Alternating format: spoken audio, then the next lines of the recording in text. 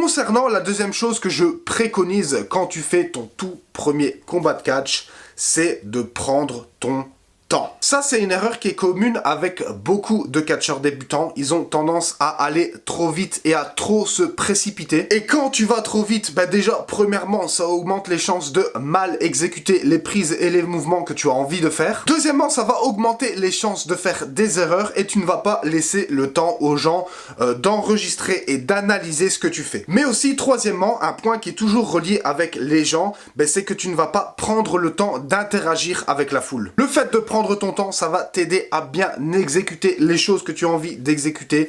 Tu vas avoir l'air plus à l'aise, plus fluide et tu vas aussi avoir plus de temps d'interagir avec la foule. Je sais que c'est une chose qui est pas forcément facile quand on débute et quand on fait son premier combat parce que on a tendance à se mettre un peu trop de pression pour réussir son premier match. Et quand on se met trop de pression, on est trop concentré sur le combat et sur le fait de ne rien oublier. Et du coup, ça nous fait un petit peu oublier les principes de base et les choses qui sont importantes dans le catch. Et d'ailleurs, ce point-ci peut être relié au point précédent que j'ai cité quand je parlais du fait, quand j'ai mentionné le fait qu'il fallait faire des choses simples et des choses que tu maîtrises, parce que le fait de faire des choses simples et des choses que tu maîtrises, ça va t'enlever de la pression, tu auras moins de choses à penser, tu vas faire un combat plus simple et ça va te permettre de vivre le moment à 100%.